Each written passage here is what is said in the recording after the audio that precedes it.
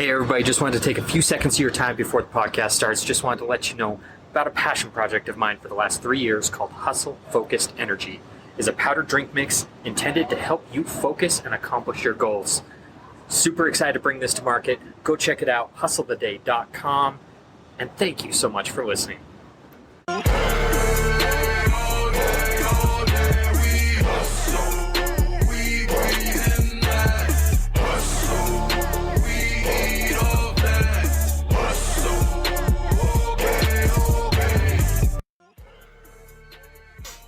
On this episode of the Hustle the Day podcast, I am fortunate to be joined by Joe Reis.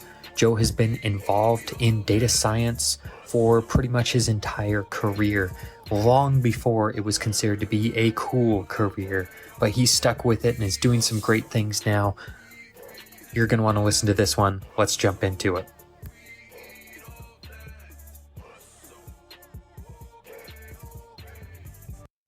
What's up, everybody? Welcome to the Hustle the Day podcast. My name is Trent. Super excited to have Joe Reis here. Joe, why don't you jump in here? Tell us a little bit about yourself and a little bit of your background. Yeah, I'm Joe Reis. I am a self-proclaimed recovering data scientist. I've been in the data space for close to 20 years now. I think my career path has always revolved around things like analytics, data science, and now data engineering, data architecture. So basically all things data. It's kind of been my shtick for quite a while. Okay. So how is it that you got into data or figured out that was something that you like doing? I think it was back when I was in university back in the kind of late 90s, early 2000s. I had switched into studying for a math degree. And at that time, your options for career were you could be an actuary, which was my original path, which I decided not to pursue. I guess you could go work for the government, or you can go into analytics, right? So I decided to get a job doing analytics for a company, and started doing sales, marketing, and then into like operations, financial type analytics. Kind of got a whole gamut of experience in that regard. And I guess it's just a field that I've always liked for some strange reason. I don't know why. So just wired a certain way, I guess. So. Yeah. Well, we talked prior to this about, data hasn't always been, the exciting field that it was. What was it like, at more or less the forefront of the data space, doing those analytics and things like that, versus what it is now? Yeah, I would say if you've ever watched like Office Space, the old movies. Yeah. So there was there was a guy who had a red stapler. Milton, I think is his name. Yeah, and they basically like forced him to go work in the basement, and so that was that's kind of where I think a lot of the data nerds were sort of tucked away in the back of an office or something like that. I mean, I was fortunate to work directly with executives from day one, so it's a bit lucky in that regard. But I think a lot of data people were just like the character in Office Space, just sort of shuttled off to the basement and left to kind of drink Red Bulls and languish on their own. So data wasn't the sexy thing then. Like I remember I was called like the numbers guy and those sorts of things. So it was if you look at now, I would say like data started becoming a hot field around maybe the early 2010s, and by the mid 2010s, like around 2015 and on it, data science, which is a term kind of popularized in the late 2000s, but that became definitely the big thing, and everyone wanted to be a data scientist. I think in 2012, there was an article written about how data is the new oil, and like I think it was then anyway. Like a couple articles came out. I think it was The Economist, data is the new oil. Then Harvard called data science the sexiest job of the 21st century, and after that, everyone wanted to jump in. And now it's almost the opposite, where data is the hot thing. I would say it's almost too hot in a lot of ways. We can get into that in a bit. So it's just how hype cycles work, I guess, right? Yeah. So.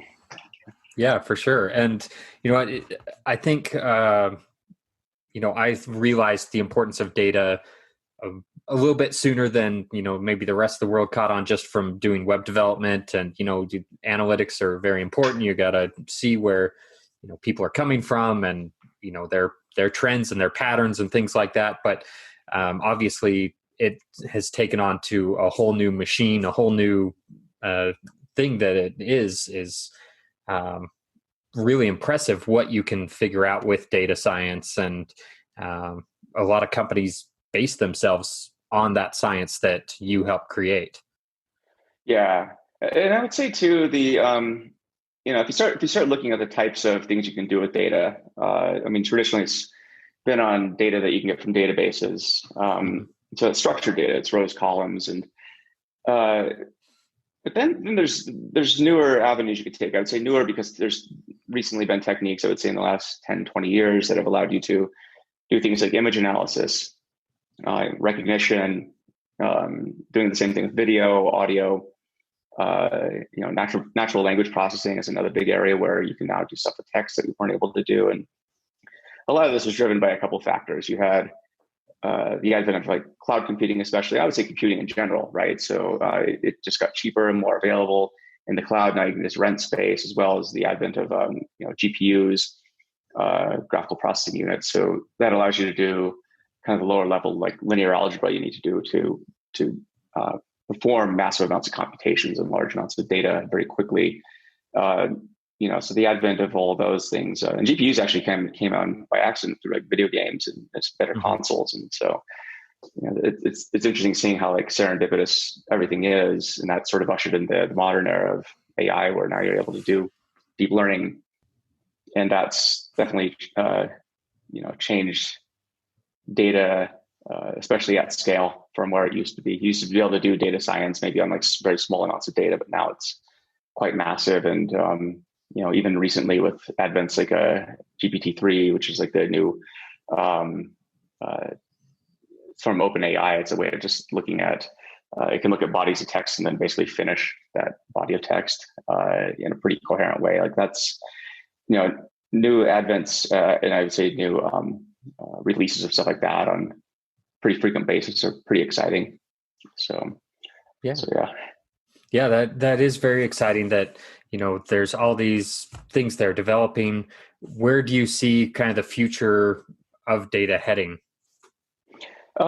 Surprisingly, I actually see in the near term, I think there's going to be a backlash against data science. We can get into that in a second.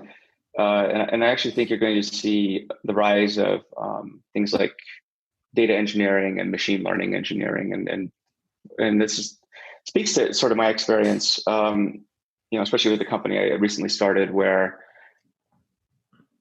because there was a lot of attention on stuff like machine learning and AI, there's a lot of people getting into it, but most people are doing the work on their laptops or their computers. It's not production worthy for like maybe a business where you need to get value from these, these algorithms and their output and the models and so forth. And,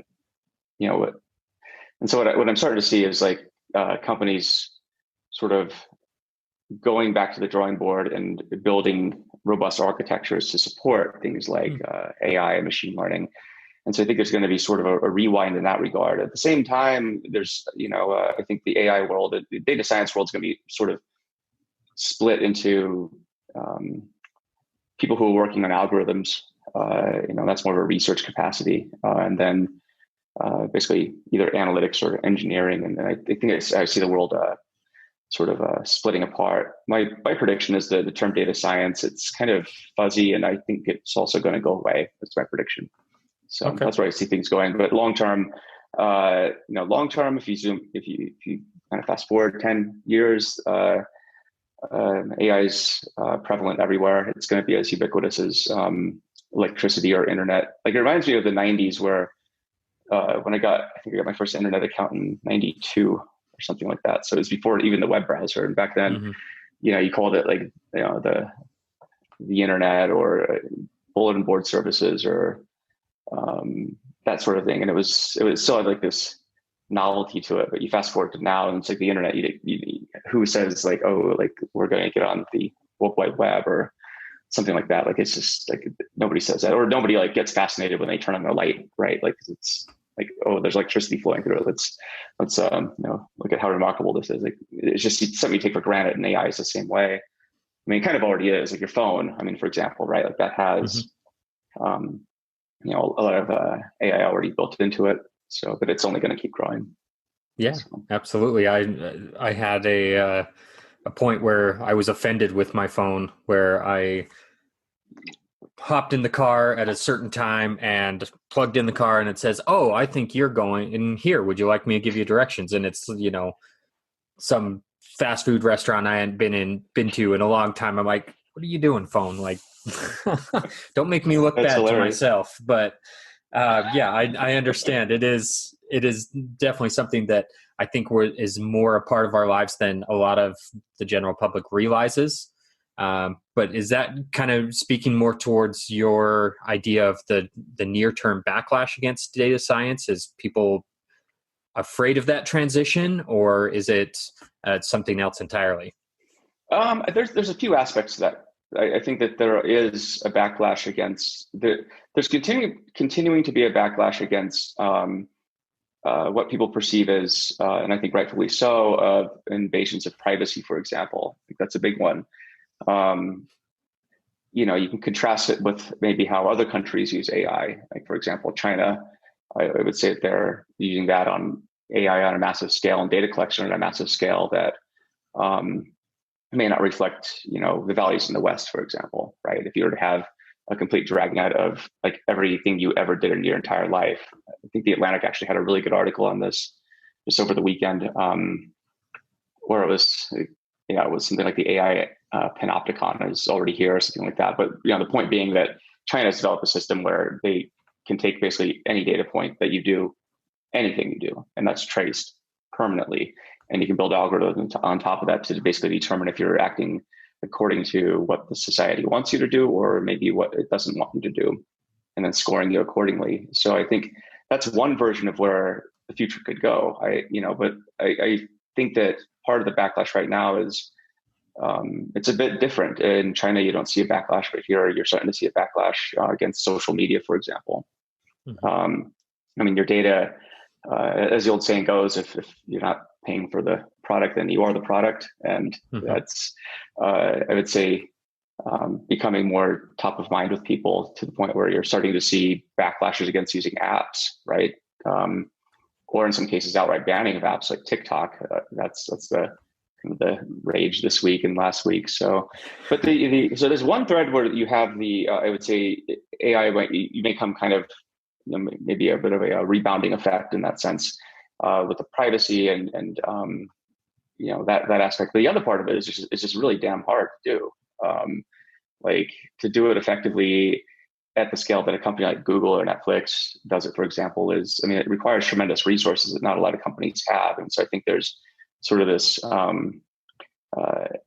there's a lot of buzz that, you can just do AI and you'll get magical results. But when you start actually trying to implement this in a company from scratch, especially, you run into, I would say, 9 times out of 10, you're going to have problems getting started, because you need data.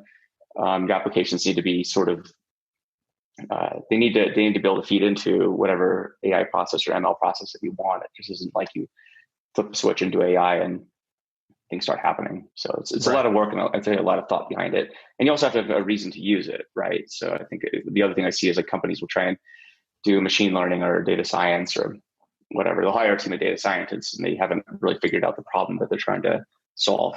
So then these very smart, overqualified people are left just sort of sitting there twiddling their thumbs or looking for other jobs.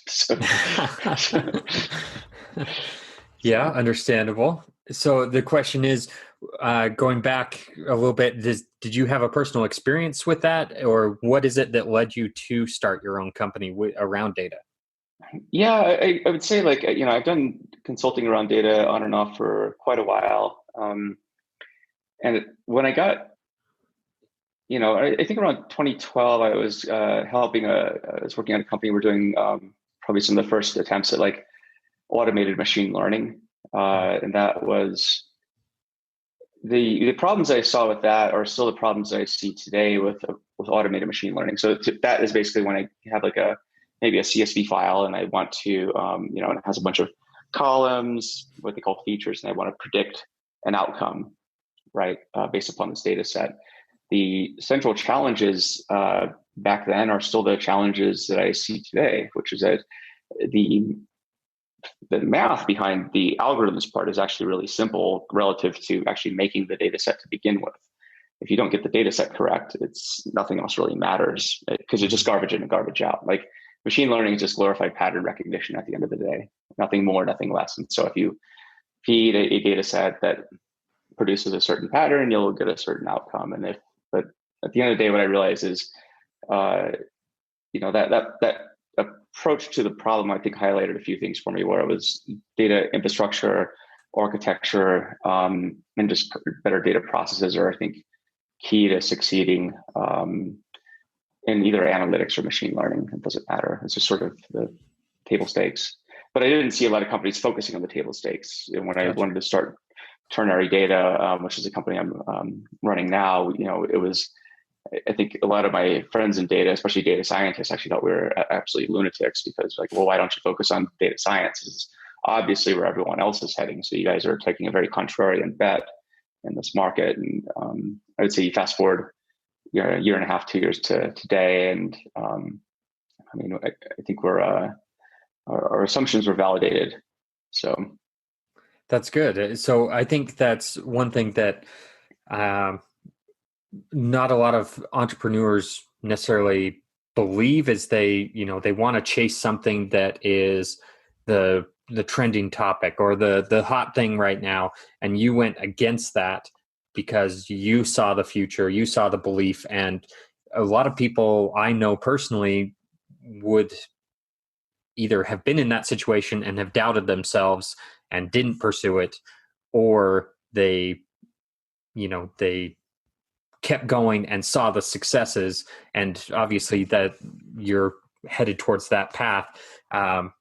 What is it that makes you go against the grain? Like, I mean, it's so hard for a lot of people to turn off the outside noise and say, you know what, I trust my instincts. I trust in this. Let's keep moving forward with it. I think, for us, it was, I think if you're in the trenches working on a problem long enough, you start seeing the challenges around that problem. But it takes, I think, well, let me invert the question and say, like, if you were to, if you take the approach that we described where you're just chasing a hot trend, right? By the time you figured out that this is a hot trend, like, so is everybody else. It's sort of the efficient market hypothesis for ideas and startup ideas, like where and I've seen companies do this time and time again, especially in AI, where they start an AI company and, even with a slide deck, manage to convince VCs to give them lots of money and, and on they go. But inevitably these companies run into challenges because they haven't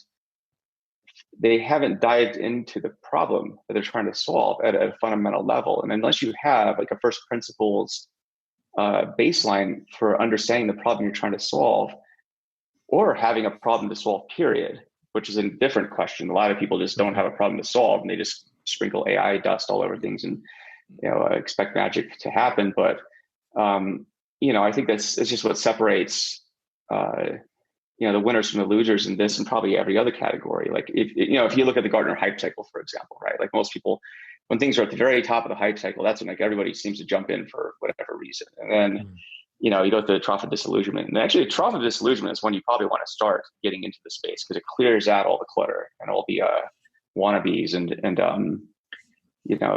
but yeah, I mean, I would say our bet was maybe contrarian in the eyes of data scientists or people who had sort of a peripheral understanding of the problem.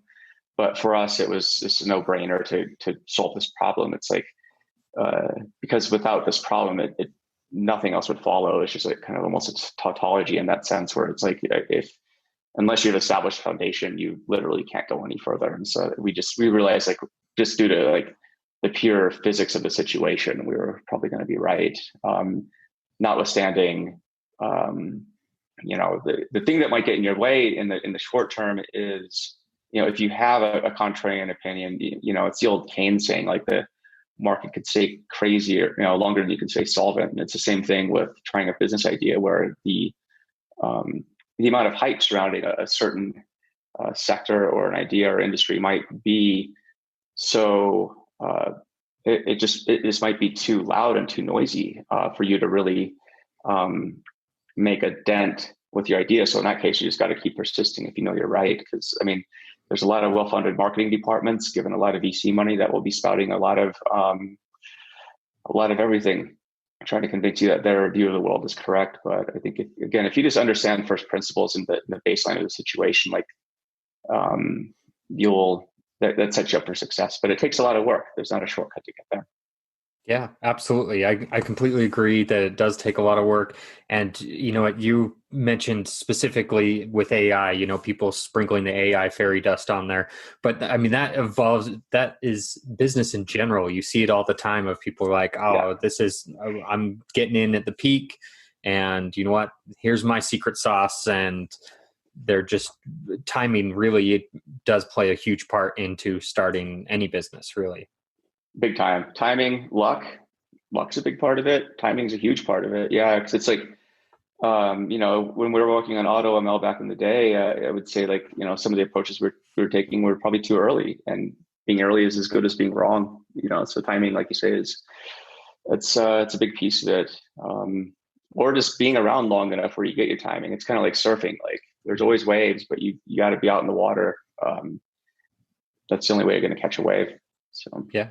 For sure. And that speaks to a lot of the people, the high performing individuals that I speak to, that, they have their purpose and their idea and their why, and they just keep going no matter what the market says. They keep going towards it. And you know what, they eventually do catch that wave, or they do see that breakthrough, but it takes a lot of work to get to that point and a lot of opposition.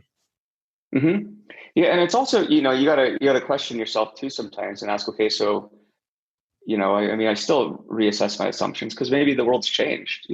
So you gotta also take the opposite approach, where you can't too stubbornly believe that you're correct, because the ground may have changed on you as well. Like, if you're running Kodak, that's a classic example. The ground had shifted with them, from underneath them, and they were still hell bent on doing this idea over here. And so I think you always got to, you have to understand your first principles, but understand that your first principles, especially as things move faster in this world, they might be irrelevant. That's just kind of how it goes, because there might be new innovations that come along and just completely swamp what you're trying to do. And so you always want to balance that. And I think the other recognition too is, like, a broken clock is right twice a day, right? So, Mm-hmm. So you want to make sure that you're not mistaking, like, the timing of your success for maybe just the fact that you just got lucky and certain things are happening to your fortune right now. And that may not be the case in, like, even a month or 2 months from now, let alone a few years. So I think you got to have humility and questioning yourself a lot, not second guessing per se, but at least just asking honest questions. Like, is the world that we thought, is what we thought the world should be like, is it still that way, or have things changed? But those are hard questions to ask. I think a lot of people tend to be delusional and just do that. So, and that's where outside consulting can help you and whatnot. But like you said, humility is a huge aspect of that. And even though you've been involved in data for 20 years, it's evolved what you're doing. Like what you're doing with Ternary is completely different than what you were doing initially with analytics from the get-go. So even though you still have that, underlying data background, that has evolved. So like Kodak, for example, never evolved past what their wave was. And although I guess they're making, like, pharmaceutical drugs now or something. So I don't know. Yeah, that was kind of out of left field there, but yeah, it's the world we live in. You can't be surprised anymore. Nope. That's true. So So the question is, if you went against the grain, you knew Ternary wasn't going to be what everybody saw the future as, and it's coming around to that. But what was a challenge that you never expected with Ternary? That's a good question. I think the challenge were really our initial assumptions about how we'd run the business. So, I mean, we started out as a, kind of the traditional services firm, right? Like we'd come in and charge hourly, and we'd do kind of button shares model, and sit there clacking away on a keyboard and doing like engineering work. And I would say we're good at doing that, but what we realized is once you touch a keyboard, especially if you're like a software engineer, like the software engineers of the company that hired you actually hate your guts for the most part, because they see you as like a higher paid competitor to their job. And the person who hired you can't wait to get you out because you're just expensive. And so we realized like the approach that we take needed to be rethought. And so instead of coming in as basically a keyboard warrior, engineer, we realized like, well, why don't we just provide consulting like a consulting company would do?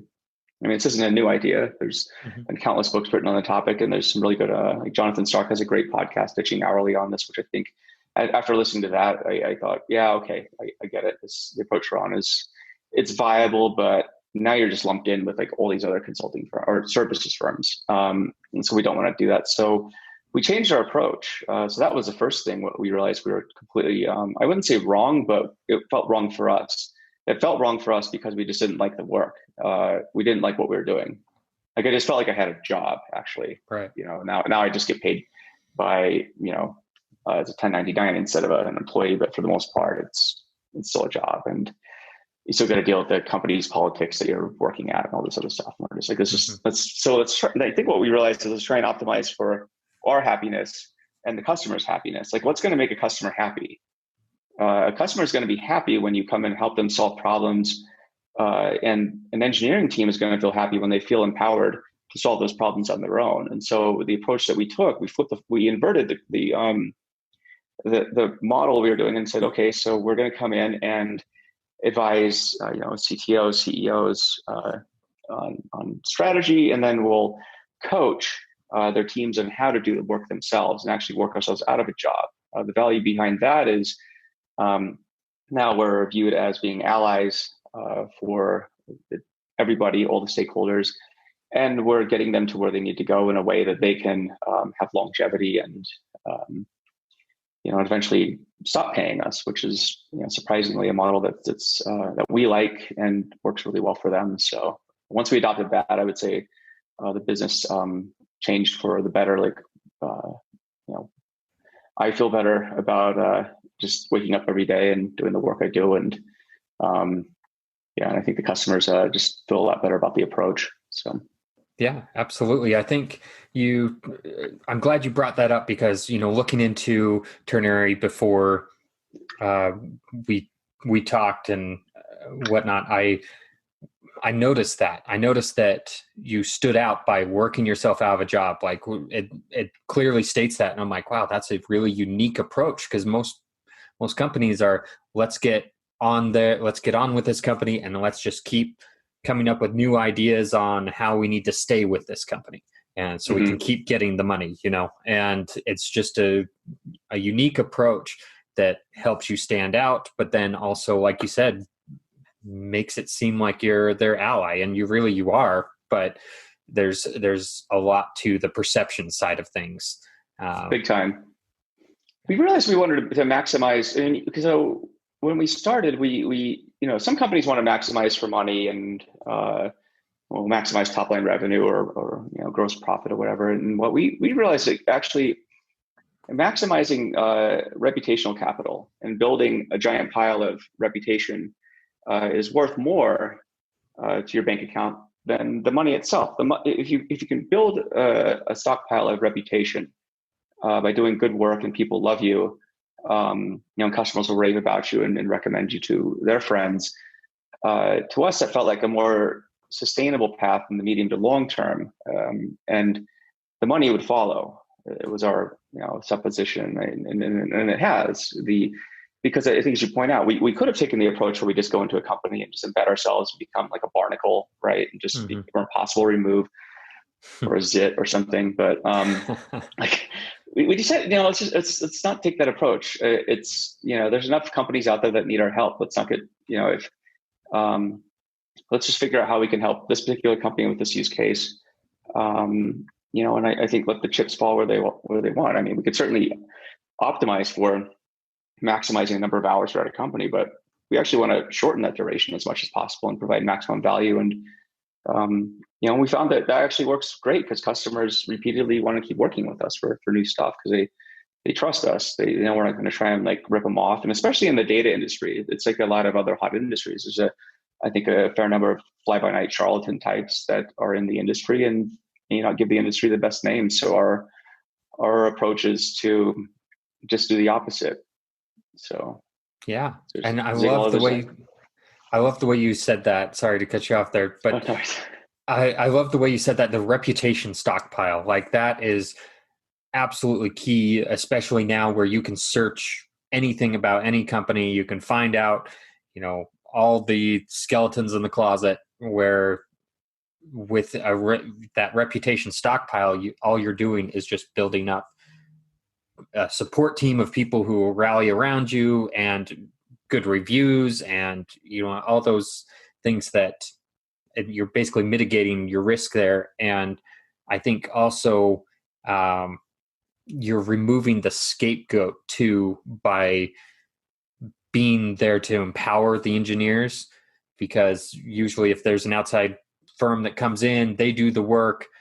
Well, it doesn't work exactly the way that it's supposed to because you don't have company buy-in or employee buy-in or things like that.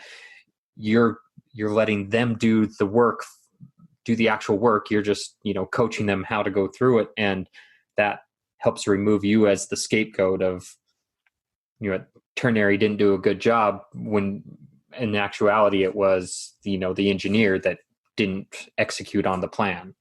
Yeah, it removes a lot of the kind of the finger pointing and back and forth, right? So that's a problem that plagues a lot of it just plagues like the customer relationship in general, I'd say, in a lot of different types of transactions, whether it's what we do or a lot of other companies. And so I think just removing one point of blame is always a good thing. But at the same time, taking accountability and making sure we do support and coach the teams correctly and how they should be doing stuff. So we're not, they don't come and say, oh, well, you taught us how to do it wrong and now here we are. So, but we also guarantee our work. So it's like if anything's wrong, we just make it right and that's it. So, but I got the idea for the reputational capital thing from, like Warren Buffett's, at the Berkshire shareholder meetings, before he goes on, he has a video that he shows all of his directors and CEOs of the companies that he oversees. And it's the old video from the Solomon congressional hearing. So Buffett used to run Solomon Brothers back in the day, and they got into some hot water for some unethical behavior. And I think he summed it up by saying, lose a shred of lose money for the firm and I'll be understanding, but lose a shred of reputation and I'll be ruthless. And so that always stuck with me. It's like, because that's basically Berkshire's employee handbook, by the way. It's like a couple of sentences. So just make sure that your behavior isn't going to be, something you're not proud of. It's displayed on the news or something. So, and that always stuck with me. And I think it's just a good rule to go by. Like, as long as you're, I'd say, doing work that you're, happy about and feel good about, and your customer, feels like they're being treated fairly. And that's, I think it's a good way to be. I mean, doing the opposite and just trying to rip everybody off is, I think, not a good idea, especially as you point out this day where you can find out everything about people. There's no secrets.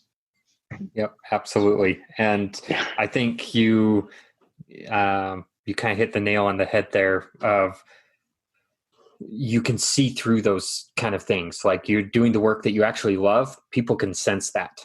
People can feel that. If you're, meeting them, they can tell if you really are passionate about your work or if you're just chasing the buck now. I mean, it's before it was easy to hide behind multiple layers of things and then now it's just so simple to be able to see through that. So it is important to work on something that you are truly passionate about, something that you can see yourself doing in 20 years or whatever the case may be. That's what I'd say to your audience too. It's because there's a lot of people out there who want to start businesses, right? And at the end of the day, it's a very wealthy person told me once when I asked him, how do you make a lot of money? He's like, well, sell something that people want to buy. I was like, just that easy, huh? So, but he figured out, it's pretty basic, but at the same time, you're going to be working on solving these problems, of figuring out what a customer wants to buy, for example, right? And then selling it to them. And so you better make sure that what you're selling and how you're doing it is something that you can go to bed at night feeling good about. I mean, and not, you should preferably design your business around, yourself in a lot of ways, and obviously your customer, but if you're just trying to chase like the latest fads, I think that's a road to, you're going to get, if you're successful, it's because you got lucky. Not because you were genius or anything like that. But you gotta, more than likely you're going to be just grinding away at a business for a while. And so you got to really like what you're doing, because it's a lot of hard work. Everything's going to take about 10 times longer than you think it does. And so you got to have, you got to be working on something that you actually enjoy. Because if you're working on something you don't enjoy, you're going to give up in about like a week.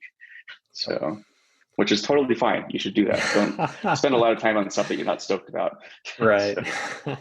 Well, I can definitely speak to that because right now I finally have my powdered drink focus mix thing that I've been working on for 3 years that I thought was going to take me 3 months. So it's something that I truly enjoyed working on and whatnot. But like you said, it takes 10 times longer than anyone really expects it to be. And so you've got to be in it for the long haul. And well, I mean, let me flip the interview around then. I mean, because it's like, what made you stick with that idea for that long?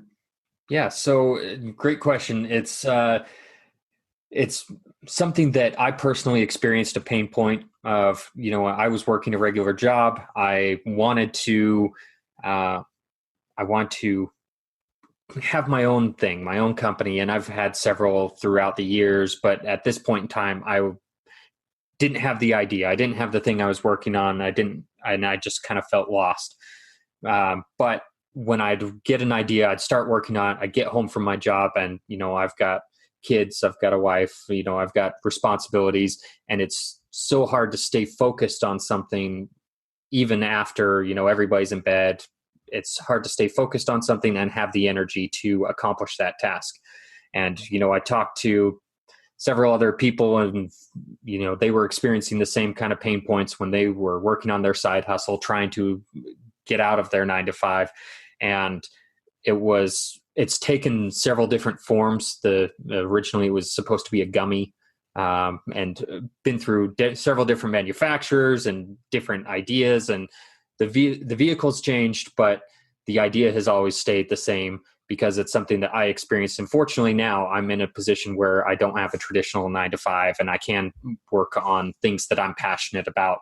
But having that focus has always been crucial to that. So I'm trying to help those people that experience the same pain points that I did, when you're in the 9 to 5 trying to escape that. Mm-hmm. That's awesome. Yeah, good for you. I'll have to try some of it when it's on the market. So yeah, absolutely. Yeah, that's awesome. Good for you. That's cool. And yeah, it's tough because the 9 to 5, especially when you got other commitments, right? It's like you have a finite amount of time, and you also need to sleep. I mean, right.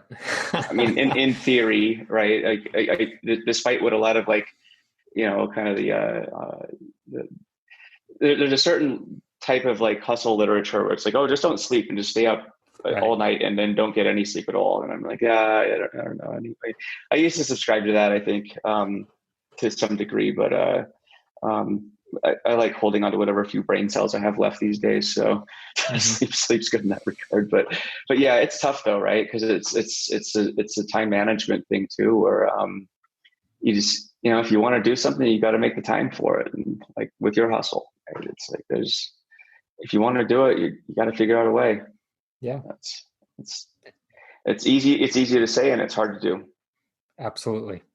And I like that you mentioned, your definition of hustle has kind of changed over the years. And I think that's everybody has realized you can't just burn the candle at both ends over a long period of time, because you're just going to experience fatigue, and you're, like you said, you're not going to be holding on to those brain cells. There is a lot of studies that show, you're more efficient after getting 6, 7, 8 hours of sleep, things like that, rather than 2 to 4 hours. So yeah, you just feel like crap. And so what I found, the thing that works best for me, my version of hustle right now, is get decent sleep, get exercise every day, but then you don't have to do a lot to be effective, right? It's a matter of focusing on the right things. So I'll have like a list of like the 1 or 2 top priorities you need to get done for the day. And if you can get those 2 things done, then you can attack your giant to-do list of just stuff that's probably, you'll eat through that at some point, or probably never. After something's been on the list for like maybe 3 to 6 months, it just goes away, because at that point you're never going to get to it. Right. But I think it's just, and I found too, just prioritizing the night before, what you're going to get done for the next day helps. And then actually planning out the week as well, so that you have an idea. Okay, so here's like the cadence, here's what needs to get done, and just simple things like that. Or I would say that works for my workflow. For other people, it may not, but I find by doing less, you actually do more. So, because there's nothing worse than having like a bunch of projects that are about 70% done. That sucks. So yes, absolutely. So what you said kind of remind me of a book I read earlier this year called The One Thing by Gary Keller, where, you focus on the one thing that's going to help move your company forward. And that's all you need to focus on that day. If you accomplish that one thing, great. Then you can move on to the other things. But your most important thing is to tackle that one thing. So like you said, tackling those 1 or 2 things, that should be the priority.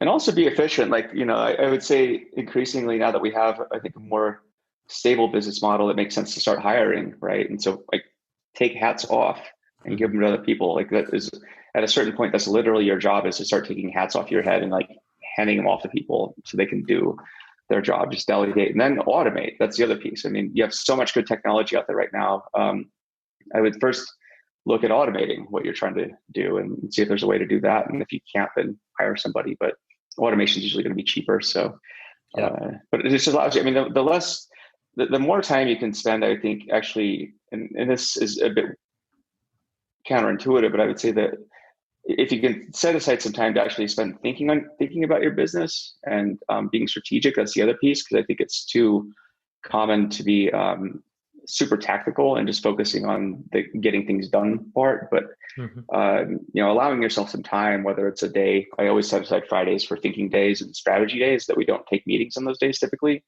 and it's really just spent writing and reading and actually thinking about the business. Because I think if you don't invest enough mental cycles into where you want to go as a business, you're going to be fighting this. You're just going to be putting out 1,000 different fires, and that becomes your job, and that kind of sucks too. And so, I think being a lot more thoughtful and intentional about your time, I think is also something that people should try and adopt. It would make for better businesses.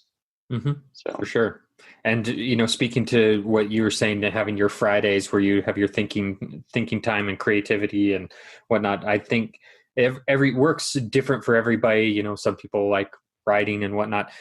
Me personally, I find getting outside, removing myself from the situation, from technology, just being outside makes a huge difference, and being able to tap into that side where I can be like, okay, what's some of the more bigger picture things that I need to be focusing on, rather than what is this line item fire, like you just said, you have to put out. So Yeah, I mean those fires will be there when you get back. Yes. And it's like some fires, they're just more like a candle, and that's just how it is. So, like I said, some things are emergencies. You got to take care of them. Don't get me wrong, Right. but the true emergencies, I think if you're a lot more intentional, if you can unplug the number of emergencies you have, actually goes down, because you got to remember emergencies are typically, it isn't because something happened like right now. It's because a mistake was probably made a while ago that caused this Mhm. problem to happen, and it's emergency all of a sudden. I mean, obviously there's certain things like pandemics that are true emergencies, and they'll just sort of spawn out of, or earthquakes like we had, but like Mhm. those things are out of your control. Most of the emergencies you deal with in your business are usually your fault, actually, and that usually comes from like you ignoring something. So that's Yeah. just kind of how it is. So Yeah, absolutely true. And you know what, those being, like you said, going back to being intentional, I mean, if you are just kind of haphazardly, throwing stuff out there, trying to get stuff done, you open yourself up to those mistakes that mhm. that snowball into those emergencies, like you said. So, Yeah. um, the one question though is, what do you think your biggest failure was when you started Ternary, and what did you learn from that? Um, I can't think of too many outstanding failures I've had of Ternary so far. Knock on wood. I mean, I hope I have some, actually. So you need a good moment of doubt to make sure you're on the right path. I would say in other ventures I'd done in the past, I think the biggest failures were, um, I would say, giving up too early. And which is, the flip side is just not being persistent enough. And so, because I had a 9 to 5 and like, oh, I'll do this project and see where it goes, and but it's you just got to put in the cycles and recognize that things aren't going to happen as quickly as you want. I think if you can get past timelines, for example, and just focus on the process, just grinding out day in and day out like that, that's when I think I started having success. It was when I started setting expectations, like artificial constraints, right? Like the customer doesn't care because you don't even have customers at that point. So like, what does it matter? But you're setting all these artificial deadlines, and I think that was realizing that I was actually my behavior, and I think my short sightedness was the reason that I had failed. Um, and because it disallowed the opportunity to focus, Hmm. in a true sense, on solving the problem that a customer might have. Like that to me is like, but I think just through going through that a few times, those are the big failures. But I would say those are also that's the necessary tuition you have to pay. Um, it's very rare that you're going to have an immediate success. I mean, you're not going to be Mark Zuckerberg probably, right? Right. And Lord knows that he's having a lot of issues ongoing with running Hmm. his company. It's not like he just, like IPO'd Facebook and the rest was history and his life was just great. I mean, Right. it's a constant crap storm for that guy. So, I mean, but he's learning, he's having failures and still learning too. And I think that's just kind of how we all are. Like, I know that, inevitably just statistically failures are going to happen for myself, for you, and for everybody else listening to this and not listening to this, because that's just how life goes.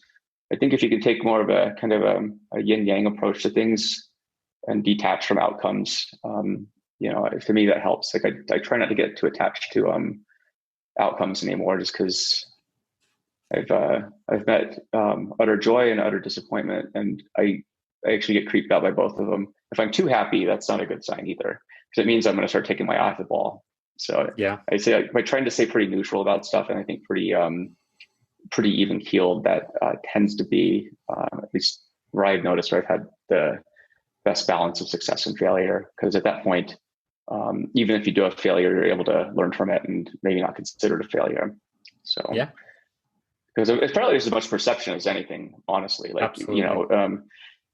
if you look at some people, like they their whole day is just a walking disaster, because it's like everything just goes wrong in their life apparently. But then you step back and you're like, I don't know what you're talking about. But Right. you stub your toe and then something bad happened. in your perception, right? But Mm-hmm. if you step back and look at it, maybe it's not so bad. So I think it's as much as your ability to deal with failure is maybe another aspect of that question. So, but detachment's big for me. So maybe I failed a bunch actually, and I just don't know it. So. Well, I've definitely lived those days where, it feels like one thing goes wrong after another. And if I do detach it, it's really not that bad. It's part of the process. Yeah, that's the reason I asked that question in that order, though, is what was your biggest failure and what did you learn from it? I want to focus on the learning from it because, I mean, yeah, you can sit there and think of how awful things were, but if you don't focus on the learning side of it, you're never going to get over that failure. It's always going to be there in the back of your head. Oh, I failed. You're going to carry that with you. If you take it as a learning experience, you're going to move forward. You're going to learn from that. And then when the next failure happens, you'll already have some tools in your toolbox to help you get through that one. Yeah. Again, I always talk about Buffett. He's one of the people I most look up to. But he was saying, like, somebody asked him his key to success, and he was saying, well, we're not necessarily the smartest guys around, or we're actually kind of dumb. But what's made it successful is we just become less ignorant over time. So, what he meant by that was, if you just, every day is a new learning experience. You're going to, like, microscopically chip away at, like, the amount of ignorance that you have, and you're just going to be able to see things differently if you're paying attention. I would say if you're just repeating the same mistake over and over, then yeah, you're probably never going to learn, and you're going to get the appropriate result. So, right. But it just takes time. Like, there's not going to be some grand revelation that you have. Maybe you will, but it's probably unlikely. But it's just going to be more like, over time, you just, the veil is sort of lifted from your eyes. And so, but yeah, I mean, but again, everyone's constantly learning, and even successful people, like they say, no matter how successful, you still come into new types of failure all the time. I mean, look at COVID did to the economy. I mean, all these successful companies, there's a lot of formerly successful companies that are now going out of business. It's like a mass extinction event. And Yeah. I think we're only getting started on that, because what worked then doesn't work now. And if you're saddled with a lot of debt or you're exposed, then you're done. That's how that is. And so, like, but back in February or January, that would have been the appropriate scenario for, that time. But so, yeah, it's tough. And it's tough to say that, you just detach from that. Like, once your company goes up in flames, like, Yeah. but it is what it is. Yeah. So, it sucks. Yeah. That's definitely, I think, a big challenge for, pretty much all companies now, but it gives you a chance to, rethink things, become more lean, become more efficient, and, get rid of some of that wasted time. And I mean, I've spoken to a lot of people who are, remote working now, and they realize now how much time they were wasting at the water cooler, how much time they were, wasting going out to lunch, and, they can be a lot more efficient now. So it's, I think, helping teach some of those companies that, that make their way through this, that they can be more efficient with what they have already. So. Oh yeah, and what the pandemic is, it pulled the future forward for a lot of scenarios, and for good and bad, I would say. But for the good, there's for people listening who are wanting to start businesses, I would say there's a lot of new opportunities right now, and there's a lot of opportunities that are hidden in plain sight that nobody's thought of yet. And now is the time to maybe take that contrarian bet. Whereas in the past, sort of the rules of the game were the rules of the game. Now, people, I think, are trying to figure out what the rules of the game are, because things have changed, and we're not going back to the old days. I don't care. There's some people like, I can't wait for things to get back to normal. Like, it's not going to happen. There's whatever you thought was normal, which was kind of weird back then too, is not. It's you're not going back there. So, but the nice thing is, in times like this, you have the chance to help write the new playbook, whatever that ends up being. In times of like utter disarray and chaos, you should be looking to thrive in this moment. Don't look at it as a negative thing, although it can be, and it certainly is in some ways. It's also a great opportunity to go start a business, and use the challenges and constraints in front of you to build a great business. Like, yeah, capital, getting access to capital right now, it ain't easy. But that's going to force you to be scrappy, and maybe force you to build a good company versus in the old days, a few years ago, even, and up to, before COVID, it was like you could start a pretty crappy company by just getting a lot of funding from VCs and away you go. But just because you get money, it doesn't mean you have a good company. It just means you got money. So, right. Now you don't have that luxury. And now if you're going to do a business, you better make sure it's making money. Absolutely. From day one. So, but yeah, and those companies are going to survive. Yeah.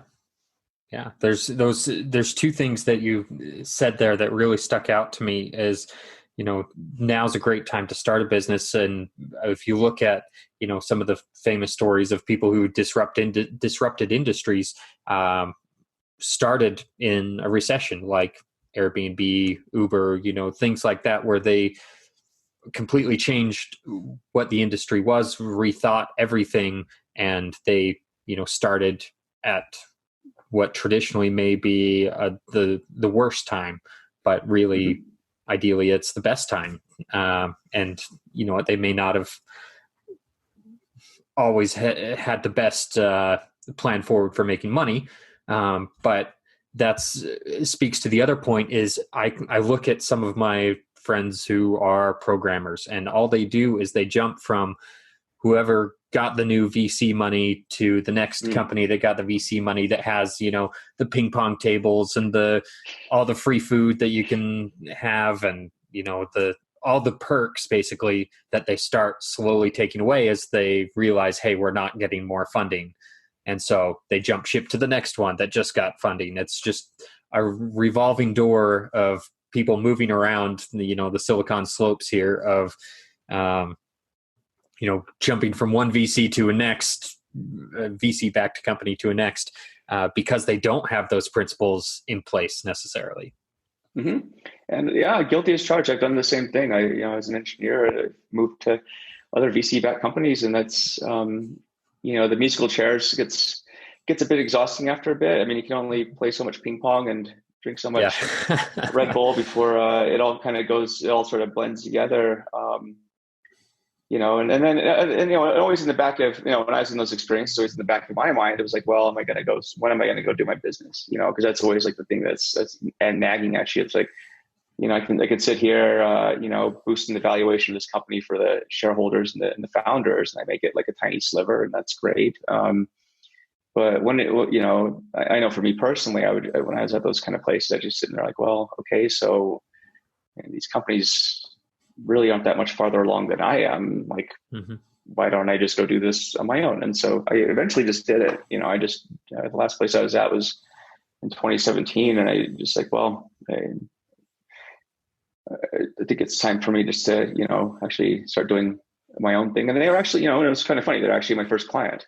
I jumped ship. Yes, they just hired me as a contractor for a bit, and that was before I started Ternary, but that at least allowed me to get my bearings. And we still have a good relationship too, that company. So I would say also, if you plan to leave, like, make sure you leave on good terms, unless you have a very good reason to start a gigantic ammonium nitrate fire on your way out. Yeah. So but the world's a small place. The valley around Salt Lake is a really small place, and other places are really small too. And, again, it's about reputational capital. Like, you can, I know too many people who have done things to their reputations. It's really hard to crawl back from certain things. So the best bet is to just try and be on good terms. Obviously, there are some cases where it's impossible. That's reality. But, as much as you can, just try and optimize for that. And make the jump, but do it in a smart way. Make sure you have money. Like, everything's going to take 10 times longer than you think. So, and like, once you leave that paycheck, that ain't coming back, And so, maybe try and work as much as you can, if possible, under your employer's agreements. Obviously, some employers won't let you work on side projects, but, try and get as much done as you can. Like, the other thing I would say too is, as part of this tangent is, build your audience and build your fans before you leave. Build your network. It's a cold start problem, so you may as well start building your network. And I don't think there's anything in an employer agreement that says you can't build your network and your audience. Mm-hmm. So go out there and blog, write content, make content, get to know people, go to meetups like that. Your network is single-handedly your most valuable asset, apart from your reputation, and the two are pretty much intertwined. So, that's part of my advice is don't just like jump ship. I mean, I've done that before and I've been like, well, that was a horrible idea. I guess I'll go back and get a job now.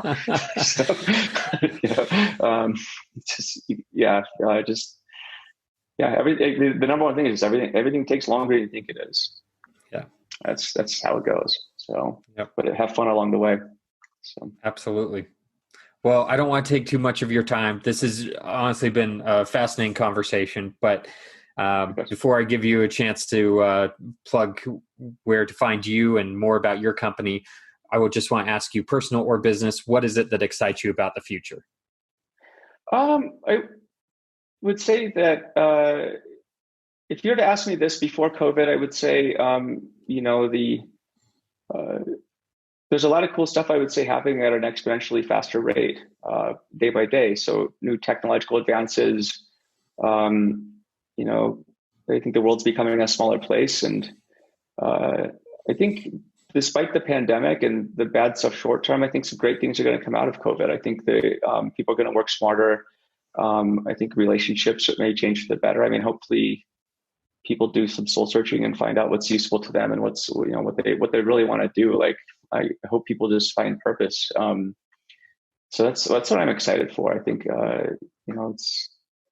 there's a lot of people out there just drifting along, kind of just going through the motions and phoning it in life. And I hope that, these events are, hopefully helping people sort of reassess, where they want to be, now and in the future. So that's my hope. So. Yeah.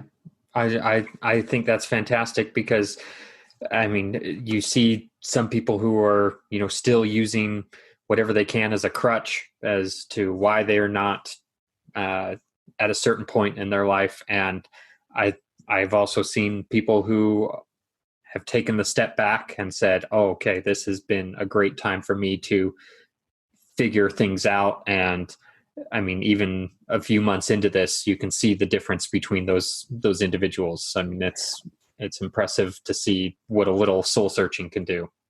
Mm-hmm. It reminds me of talking with the old CEO of Under Armour. It was Wayne Marino, I think it was, a while ago. And he at Under Armour, he said they have a really interesting slogan, no loser talk. And what that means is, regardless of whatever economic environment you're in, whether you're in a boom time or whether you're in the absolute economic dumps like we are now, like, you don't use the economy as an excuse, right? You can find whatever crutches you want to make up an excuse about why you aren't where you want to be. But look, everyone's playing in the same playing field right now, mm-hmm. right? Like we're all in a pretty crappy economy, but I think the people who can stop making excuses and just go out there and figure it out, and grind it out. Like, those are the people who are going to go out there and win. And when you have a pair of crutches and those crutches are literally just lit on fire and you don't have them anymore, then you'll figure out what to do pretty quick because you have to. And that's kind of what just happened. So I totally agree. So. Yeah. Well, I want to say thank you for taking time out of your day. I know you're a busy guy. You've got a lot going on, but I first and foremost, thank you. But where's the best place for people to find more information about you and your company? Yeah, so you go to ternarydata.com. It's Ternary, Ternary, data.com. I also blog at josephreis.com, and you can find me on LinkedIn. I actually got rid of all my other social media except for LinkedIn. So I'm pretty easy to find these days. Perfect. Just search Joe Reis or Joseph Reis. I can't remember what name I'm in, but feel free to add me, send me message to either of those sites, and happy to talk. So, okay. Awesome. Thanks, Trey. It's been fun. Yeah. Thank you. I know I've gotten a ton of value out of this, so I know my audience has gotten a ton of value out of this. So I encourage you all to get out there and hustle the day.